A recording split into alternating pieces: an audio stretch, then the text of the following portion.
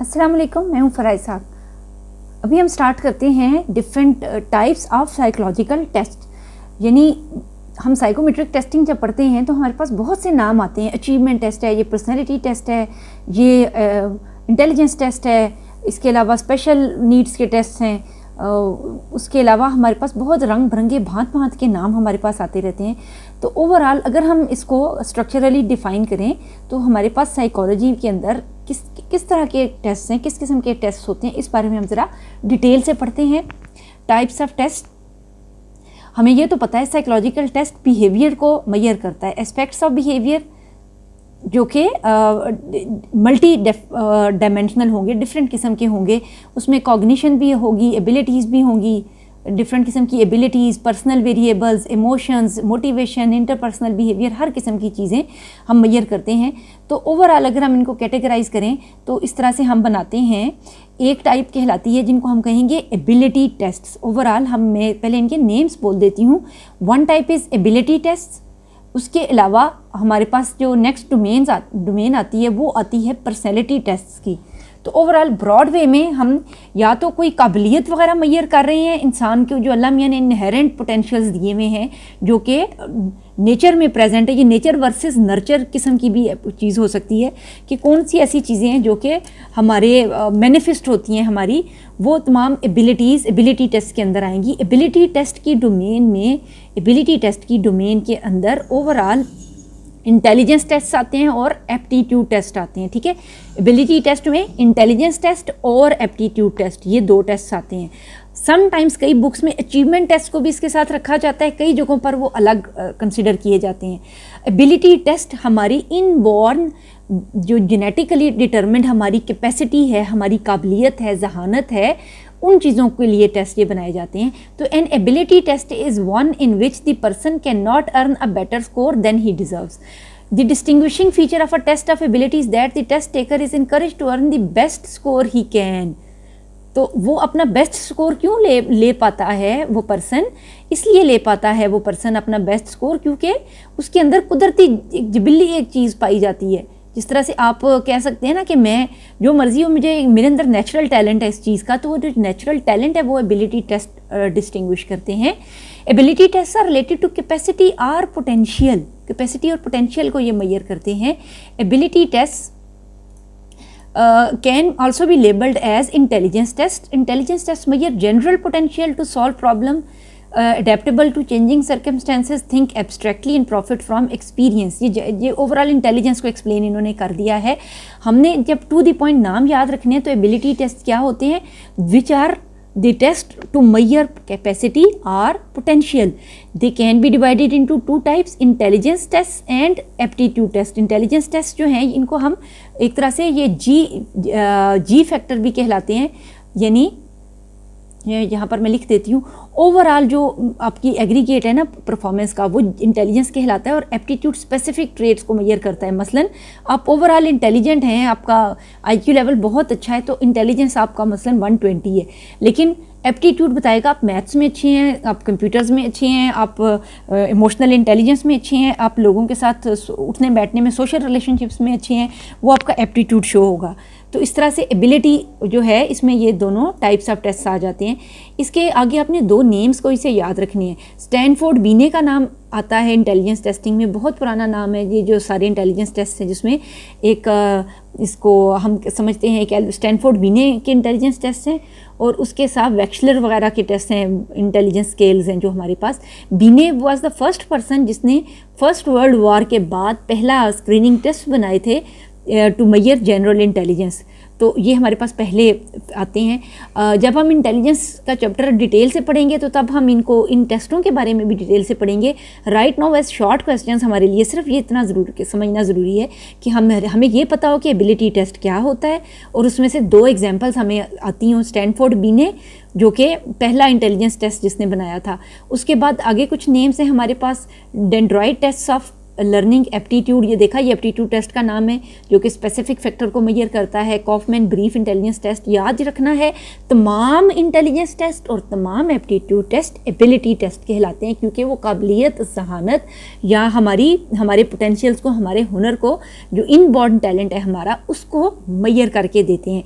Intelligence overall aggregate है किसी performance का, या ओवरऑल एग्रीगेट है आपकी जहानत या काबिलियत का, और एप्टीट्यूड स्पेसिफिक फैक्टर है कि आप स्पेसिफिकली किस चीज़ के अंदर अच्छे हैं, ये ओवरऑल यही नाम है। ये कॉग्निशन का एबिलिटी टेस्ट है।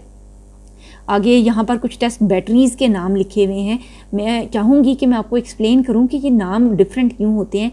एक बात याद रखनी है, जो यहाँ पर भी लफ्ज़ आएगा ना इन्वेंट्री सिंगल डोमेन को मेजर करती है, होमोजीनियस फैक्टर को मेजर करती है। मसलन BDI Beck depression inventory, MMPI Minnesota multiphasic personality inventory, यानी जो पर्सनैलिटी इन्वेंट्री है सिर्फ पर्सनैलिटी को मेजर करती है। BDI है तो सिर्फ डिप्रेशन की इन्वेंट्री है। BAI बैक एंजाइटी इन्वेंट्री सिर्फ एंजाइटी की इन्वेंट्री है। इन्वेंट्री सिंगल डोमेन को मेजर करती है, सिंगल ट्रेट को, सिंगल कैरेक्टरिस्टिक को मेजर करती है। लेकिन बैटरीज ना हम खुद जोड़ के बनाते हैं, मुख्तलिफ टेस्टों को मिलाकर हम बनाते हैं। जैसे इसमें देखा वर्बल भी है, सेंटेंस कंप्लीशन भी है, वर्बल एनोलॉजीज भी है। तो 2-3 तरह की चीज़ों को, एस्पेक्ट्स को, 2-3 हेट्रोजीनियस डोमेन्स को कवर करने की कोशिश की गई है। यहाँ पर रिलेशंस को, सीरियल नंबर, इक्वेशन बिल्डिंग। तो बैटरी जो है it is composed of more than one test. एक सिंगल जो टेस्ट है ना, वो ओवरऑल एक टेस्ट है जो कि उसी तरह से एक रिसर्चर ने किसी खास उस चीज़ के लिए बनाया है। इन्वेंट्री सिंगल डोमेन को मेजर करती है और बैटरी मुख्तलिफ टेस्टों को कंबाइन करके हम किसी स्पेसिफिक पर्पज़ के लिए डेवलप करते हैं। मैं आपको थोड़ा सा मज़ीद एक्सप्लेन कर देती हूँ, क्योंकि ये चीज़ थोड़ी सी हमारे लिए आपके लिए, हमारे लिए हेल्पफुल साबित हो सकती है। जैसे कि हमारे पास बैक डिप्रेशन इन्वेंट्री है, बैक एंजाइटी इन्वेंट्री है, MMPI है। अब मैं क्या करती हूँ कि मैं ये चाह रही हूँ कि मैं स्क्रीनिंग करूँ, अपने साथ कुछ साइकोलॉजिस्ट हायर करना चाहती हूँ, और मैं ये चाहती हूँ कि उनके अंदर ना कुछ सर्टन कैरेक्टरिस्टिक्स पाई जाती हैं और उनको खुद डिप्रेशन वगैरह ना हो। अब मैं क्या करती हूँ कि मैं एक स्पीड एंड परफॉर्मेंस टेस्ट रख लेती हूँ, एक मैं उनकी जो वर्बल कंप्रीहेंशन का टेस्ट रख लेती हूँ, और एक मैंने BDI साथ लगा लिया है। इस तरह से मैंने अपनी यूटिलिटी के लिए ना 2-3 टेस्टों को मिलाकर ना एक ग्रुप सा बना लिया। अब मैं इस चीज़ को कहूँगी बैटरी। तो अब ये हमने मोर देन वन टेस्ट जो मुख्तलिफ डोमेन्स को मेजर करता है, अप टू आवर पर्पज़, जो हमारा मकसद है किसी चीज़ को स्क्रीन आउट करने का, मेजर करने का, चेक करने का, उसके लिए हमने उनको कंपोज कर लिया है अलग से, तो वो बैटरी कहलाएंगे। ठीक है, तो सिंगल लफ्ज़ों में inventory measure single domain of behaviour, battery measure multiple और हिट्रोजीनियस डोमेन्स ऑफ बिहेवियर। यही इसका याद रखना है। इसमें डिफरेंट सब टेस्ट हुआ करते हैं बैटरी के अंदर। ठीक है, इन्वेंट्री सिंगल टेस्ट हुआ करती है। अच्छा, आगे इनके कुछ नाम लिखे हुए हैं, इनमें से कोई से 2 नाम आपने याद रख लेने हैं। जैसे कि BDI इसके अंदर आपने याद रख लिया, स्टैनफोर्ड भी ने इंटेलिजेंस टेस्ट एबिलिटी में, और वेक्सलर इंटेलिजेंस टेस्ट वगैरह भी आप रख सकते हैं, या किसी एप्टीट्यूड टेस्ट का एक आध का नाम आप रख सकते हैं। अच्छा, नेक्स्ट है हमारे पास जो सेकंड टाइप है, जैसे मैंने आपको बताया कि हमारे पास आती हैं नेक्स्ट अचीवमेंट टेस्ट। यहाँ पर आते हैं हमारे पास अचीवमेंट टेस्ट।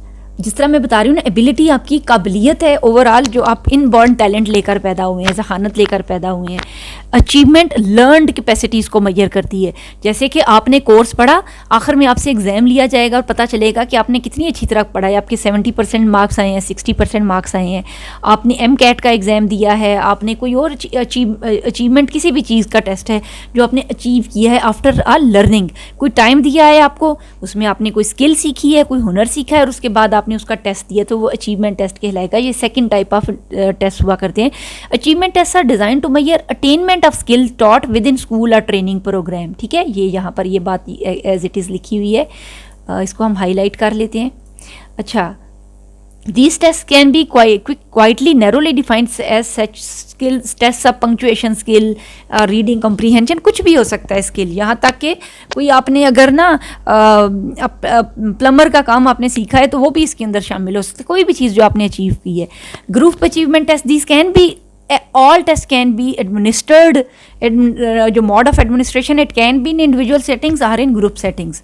तो ये ग्रुप अचीवमेंट टेस्ट या इंडिविजुअल अचीवमेंट टेस्ट, ये सिर्फ अचीवमेंट टेस्ट के लिए अप्लाई नहीं होता। A test that can be administered only in group setting और it can only be administered in individual setting, तो वो इंडिविजुअल टेस्ट या ग्रुप टेस्ट कहलाएंगे। ये याद रखना है। ऑलमोस्ट तमाम टेस्ट जो होते हैं ना अचीवमेंट के, ये ग्रुप टेस्ट ही हुआ करते हैं, कम ही ऐसा होता है कि वो इंडिविजुअल टेस्ट हुआ करते हैं। इंडिविजुअल टेस्ट होते हैं सम टाइम कुछ इंटेलिजेंस या एप्टीट्यूड के टेस्ट या फिर कुछ पर्सनैलिटी टेस्ट होते हैं जो इंडिविजुअल सेटिंग्स में ही मुमकिन है, जैसे प्रोजेक्टिव टेक्निक्स वगैरह हैं, वो हम आगे पढ़ेंगे। अचीवमेंट टेस्ट क्या करते हैं? अचीवमेंट टेस्ट ओवरऑल हमें एग्रीगेट प्रोवाइड करते हैं हमारी लर्निंग का, कि हमने कितनी चीज़ें लर्न की हैं। लर्निंग क्या होती है? Anything relatively permanent change in behaviour that occur as a result of some experience, ठीक है, जो लर्निंग हमने सीखी है दुनिया में आकर चीज़ें। एकेडमिक स्ट्रेंथ हमें पता चलती है, ये सेकंड पॉइंट है। इसके अलावा रीडायरेक्शन ऑफ इंस्ट्रक्शनल एफर्ट्स, कि किसी ने जो हमने इनको डायरेक्शन दी थी उनको कितना अच्छी तरह से सीखा है, स्किल अटेनमेंट कितनी अच्छी हुई है। उसके अलावा जो बाकी बच्चे हैं उनसे मिलती जुलती स्किल कोई सीखी है, तो आप वहाँ पर कहाँ फॉल करते हैं, where do you fall in a sample, आप कहाँ उसके अंदर फॉल करते हैं। कोई से दो नाम याद रख लेने हैं, इनको हमने डिटेल से नहीं पढ़ना, ना ही हमने इसको सीखा हुआ भी टेस्टों को, ये हम 1 बाय 1 एक एक टेस्ट को अलग से सीखते हैं। अभी हमारे लिए ज़रूरी है कि हम सिर्फ नेम्स याद रखें। यहाँ पर एप्टीट्यूड को डिफाइन किया है अचीवमेंट के नीचे ही। Aptitude test usually measure homogeneous segment of ability, ये बात मैं आगे थोड़ी देर पहले बता रही थी, होमोजीनियस सेगमेंट, जैसे कि मैंने बताया intelligence measure heterogeneous segment, whereas aptitude measure homogeneous segment of ability and are often use to predict future performance. और यही है ना कि ये जो पर्सन जिसको हम अभी चेक कर रहे हैं ये फ्यूचर में कैसा बिहेव करेगा, ठीक है, फ्यूचर में इसकी परफॉर्मेंस हम क्या अंदाज़ा लगाते हैं वो कैसी होगी। तो अगर ये अभी अच्छा परफॉर्म कर रहा है तो ये इसी काम के अंदर इन फ्यूचर भी अच्छा परफॉर्म करेगा। ये इसकी सिर्फ इतनी सी ही डेफिनेशन है, आगे हम चले जाएंगे। Aptitude test is differentiated from skill and proficiency. Skill means the ability to perform a given act with ease and precision, and proficiency has much the same meaning except that it is more comprehensive for it, including not only skill in certain types of motor and manual activities but also other types of competence. मुख्तलिफ किस्म की level of competence Maihar करता है। Comparison क्या है achievement और aptitude में, difference क्या आएगा? बेसिकली जिस तरह मैं बता रही हूँ कि जो एप्टीट्यूड है ना ये भी हमारा इनबॉर्न टैलेंट है और ये लर्न नहीं होता, लेकिन इन दोनों में डिफरेंस क्या आ जाता है? अगर जितने एबिलिटी टेस्ट है ना, एबिलिटी गॉड गिफ्टेड होती है, लेकिन ना एप्टीट्यूड में थोड़ा सा ये होता है कि हमारी लर्निंग मैटर करती है। जैसे हमारे पास ना मैथमेटिकल स्किल है आपके पास, आप मैथमेटिकल कैलकुलेशंस में बहुत अच्छे हैं, लेकिन अगर आपने पढ़ाई नहीं की तो कहीं ना कहीं तो आप पीछे रह जाएंगे ना। इस तरह से जो पर्सन अचीवमेंट यानी पढ़ रहा है, मैथ्स पढ़ रहा है, उसका एप्टीट्यूड नहीं भी अच्छा, लेकिन उसको मैथ्स कुछ ना कुछ तो आएगा ना, अगर 3 साल उसने लगाए हैं पढ़ाई की है तो कुछ ना कुछ तो वो सीख रहा है। इस तरह से ये थोड़ा सा डिफरेंस है। अचीवमेंट लर्निंग बेस्ड होती है और एप्टीट्यूड जो है ये एबिलिटी बेस्ड होता है या फिर बाय नेचर या बाय बर्थ होता है एक तरह से। तो हम इन दोनों को जब पैरेलल लेकर चलते हैं तो हमें अमेजिंग रिजल्ट्स मिलते हैं। वो पर्सन जिसका एप्टीट्यूड भी एक चीज़ में अच्छा है प्लस हमने उस चीज़ की उसको ट्रेनिंग भी प्रोवाइड कर दी है तो वो एक बेस्ट परफॉर्मेंस दे सकता है। तो हम इन दोनों के अंदर डिफरेंस भी यही है ऑलमोस्ट। इसको मैं रीड कर देती हूँ। Achievement test evaluate effect of a known और controlled set of experience. Known क्या है? क्योंकि हमने उसको सिखाया है तो हमारे पास एक टाइम पीरियड था जिसमें हमने उसको बहुत सी स्किल्स वगैरह सिखा भेजी हैं। Achievement test evaluate the product of a course of training. Achievement test rely heavily on content validation procedure. Content validation, ये content validity जो है वो मुकम्मल होती है इसमें।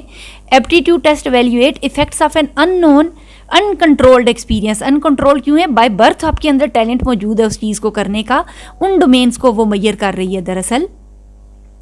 Aptitude test evaluate the potential to profit from a course of a training. These tests rely heavily on predictive criterion validation procedure. इनके predictive क्या है? फ्यूचर परफॉर्मेंस किस तरह की है एक पर्सन की, उसको मैयर करने के लिए। लेकिन ये कंटेंट वैलिडेशन है, यानी एक कंटेंट गिवन है जिसको आप कवर करने की कोशिश कर रहे हैं। दो नाम याद रख लेने हैं, मल्टीपल एप्टीट्यूड टेस्ट बैटरीज और डिफरेंशियल एप्टीट्यूड टेस्ट बैटरीज। ये बैटरी देखा लफ्ज़ आया ना इसके अंदर बैटरीज का। बैटरी क्या है? In multiple aptitude test batteries the examiner is tested in several separate homogeneous aptitude test area. Homogeneous test aptitudes हैं। तो ये वही बात है कि बैटरी जो है वो हमने मुख्तलिफ जो डिफरेंट डोमेन्स हैं उनको मिला के बनाई हुई होती है और हमने ये चेक करना है कि ये किस चीज़ में अच्छा है। मुख्तलिफ चीज़ों में हम चेक कर रहे हैं ना उस पर्सन को। तो primary mental abilities test, a set of 7 test. अब ये देखा इस बैटरी के अंदर 7 टेस्ट शामिल होंगे। On the basis of factor analysis. ये स्टैट्स की एक टेक्निक होती है जिसमें हम ना ये निकाल लेते हैं बात कि आखिर में ना कौन सी किस तरह से जो मुख्तलिफ डोमेन्स हैं वो पैरेलल होकर कंबाइन होकर कैसे एक सिंगल डोमेन बना देती हैं, कौन सी चीज़ें मर्ज होती हैं तो मर्ज होकर एक फैक्टर्स बन जाते हैं। तो 7 फैक्टर्स सामने आए थे और ये बनाए गए थे। ये इस तरह के होते हैं, मसलन वर्बल रीजनिंग वो बातें जो बोल के ज़ुबानी बताई जा रही हैं उनको कितना अच्छी तरह समझता है। एब्स्ट्रैक्ट रीजनिंग ज़ुबानी अल्फाज को कितनी अच्छी तरह समझता है। मैकेनिकल रीजनिंग कोई बात कोई मशीन के बारे में किसी पुर्जों के बारे में एक्सप्लेन किया है तो उसको कितनी अच्छी तरह समझा है। स्पेलिंग्स लिखने में स्पेलिंग्स कुछ दिए थे उन्हें कितनी अच्छी तरह मेमोराइज़ किया है। न्यूमेरिकल रीजनिंग को कैलकुलेशन वगैरह दी हैं वो कितनी अच्छी तरह समझी हैं। परसेप्चुअल स्पीड एंड एक्यूरेसी कितनी जल्दी से कहा है प्रेस दी रेड बटन और वो रेड बटन ऑन प्रेस किया है। स्पेस रिलेशंस चीज़ कितनी दूर और कितनी पास है, कितनी डेप्थ में, कितनी देर तक यहाँ पहुँचेगी। लैंग्वेज यूजेज अप्रोप्रिएट वर्ड क्या है रिस्पॉन्ड करने का। तो ये डिफरेंट डोमेन्स हैं। ये फैक्टर एनालिसिस के नतीजे में ये डिफरेंट डोमेन्स निकली और अब ये पता चलेगा कि ये पर्सन इनमें से किस चीज़ के अंदर अच्छा परफॉर्म करता है। जिस चीज़ के अंदर वो हाई स्कोर आ रहा है उस चीज़ का में उसका एप्टीट्यूड अच्छा पाया जाता है। Each test is an independent and power test. ये लफ्ज़ अक्सर लफ्ज़ आता है शॉर्ट क्वेश्चंस में, independent and power test. Power test का क्या मतलब है कि होने को तो ये बैटरी में कंबाइन कर दिए गए हैं और हम ये चेक कर रहे हैं कि एक पर्सन किस चीज़ के अंदर अच्छा परफॉर्म कर रहा है और उसी चीज़ में उसका एप्टीट्यूड अच्छा है। लेकिन पावर टेस्ट का मतलब ये है कि हम इंडिविजुअली भी किसी की वर्बल रीजनिंग हम मैयर करना चाह रहे हैं तो उसको हम इंडिपेंडेंटली भी यूज़ कर सकते हैं। हम किसी पर्सन का स्पेलिंग मैयर करना चाह रहे हैं तो इस इंडिपेंडेंटली भी हम ये एक पावरफुल टेस्ट है। It has the capacity to be administered independently. ये चीज़ पावर टेस्ट कहलाएगी।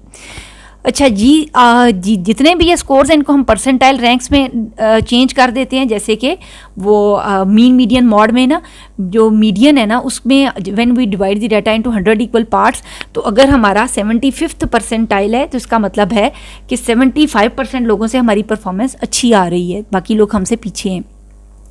तो इस तरह से हमें अपनी रिलेटिव परफॉर्मेंस पता चलती है बाकी लोगों के मुकाबले में। टेस्ट रीटेस्ट रिलायबिलिटी भी इसकी निकाली है। ये इस टेस्ट के हवाले से बता रहे हैं। हमने इसमें याद रखना सिर्फ नाम ही है DAT। ये काफ़ी इंपॉर्टेंट एक एप्टीट्यूड टेस्ट है। कोई से 2 टेस्टों के नाम आपने याद रख लेने हैं और आगे डिटेल की हमें बहुत ज़्यादा ज़रूरत अभी नहीं है।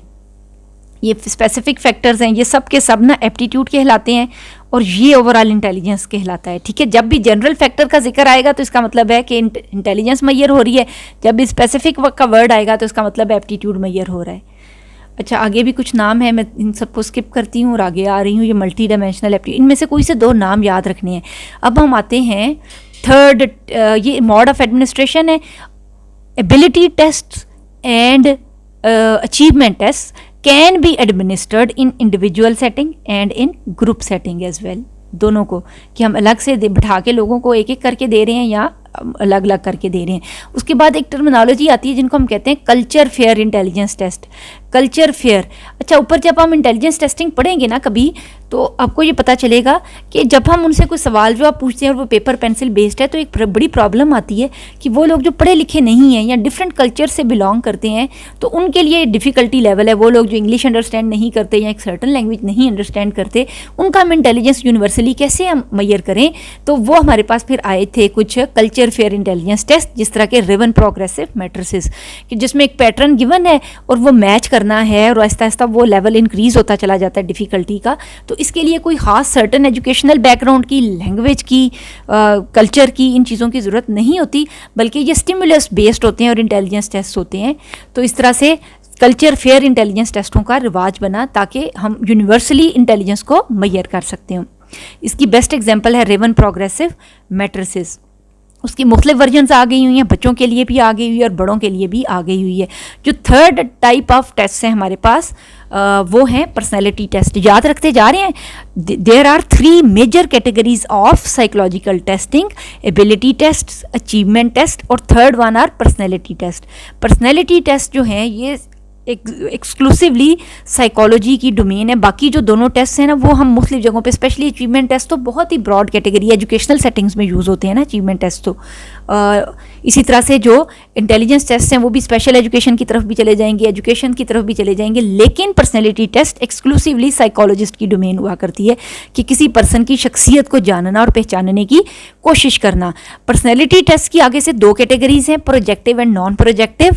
प्रोजेक्टिव टेक्निक जिनमें अनकॉन्शियस पता चलता है, जो स्टिमुलस बेस्ड हुआ करते हैं, और नॉन प्रोजेक्टिव जो कि पेपर पेंसिल बेस्ड होंगे या क्वेश्चन बेस्ड होंगे, जिसके बारे में, जिसके ऊपर हम एडमिनिस्टर कर रहे हैं वो अनकॉन्शियसली अवेयर होगा कि ये मेरे ऊपर कोई टेस्ट लगा रहा है। Personality test are related to covert and overt dispositions traits of an individual. Personality test measure typical behavior. Personality test can be divided into projective and non projective. ठीक है, ये दोनों आ गए। अब प्रोजेक्टिव की भी दो एग्जांपल्स याद रख लेनी है हमने नॉन प्रोजेक्टिव की। Non projective test are objective test which include self report inventories. अपने बारे में कोई पर्सन अगर कोई बता रहा है तो वो सेल्फ रिपोर्ट इन्वेंटरीज कहलाएंगी। तो ये जो सेल्फ रिपोर्ट इन्वेंटरीज हैं ये समटाइम्स क्लोज्ड एंडेड भी हो सकती हैं और ओपन एंडेड भी हो सकती हैं। क्लोज्ड एंडेड कि जब मसलन ये लिखा हुआ होगा कि मुझे लाइब्रेरियन का काम पसंद है, ये मसलन मैं उसमें से बता रही हूँ एक, जिस तरह से कि MMPI Minnesota multiphasic personality inventory में एक क्वेश्चन है तो येस नो या ट्रू फॉल्स फॉर्मेट में है, तो वो क्लोज्ड एंडेड है। ओपन एंडेड होगा कि जब एक सवाल पूछा गया है और आंसर करने की चॉइस गिवन होगी, क्वालिटेटिव होगा ना जब सेल्फ रिपोर्ट, तो वो ओपन एंडेड कहलाएगा। तो ये नॉन प्रोजेक्टिव टेस्ट हैं, ठीक है, विच मेजर कॉन्शियस एस्पेक्ट्स और objective aspects of one's personality. आगे इनके नेम्स लिखे हुए हैं, ये सब के सब जितनी भी पर्सनैलिटी इन्वेंटरीज हैं, कोई से दो आपने नाम याद कर लेने हैं, ये सब के सब नॉन प्रोजेक्टिव की एग्जाम्पल्स हैं पर्सनल वुडवर्ड डाटा शीट तक।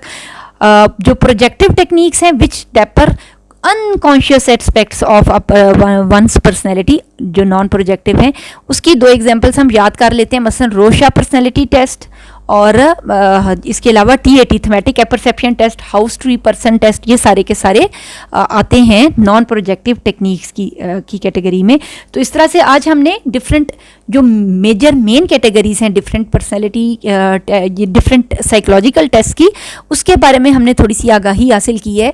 और ये याद रखना है कि ये कितनी ब्रॉड कैटेगरीज हैं, एबिलिटी टेस्ट, अचीवमेंट टेस्ट और पर्सनैलिटी टेस्ट। एबिलिटी टेस्ट में सब टाइप्स हैं, intelligence test and aptitude test.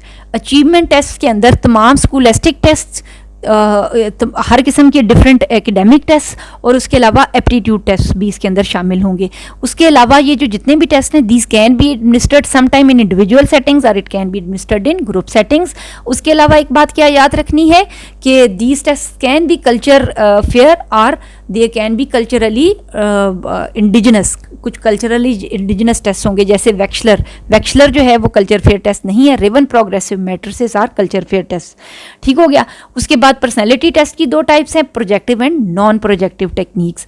उसमें भी आपने दो एग्जांपल्स याद रख लेनी है। नॉन प्रोजेक्टिव के अंदर MMPI और EPPS और प्रोजेक्टिव टेक्निक्स में TAT और रोशा आपने नाम याद रख लेना है। बहुत शुक्रिया, मिलते हैं अगली क्लिप में। दुआओं में याद रखिएगा, मेरे चैनल को लाइक और सब्सक्राइब कीजिएगा ताकि मैं ऐसी अच्छी वीडियोज़ मज़ीद बनाती रहूँ।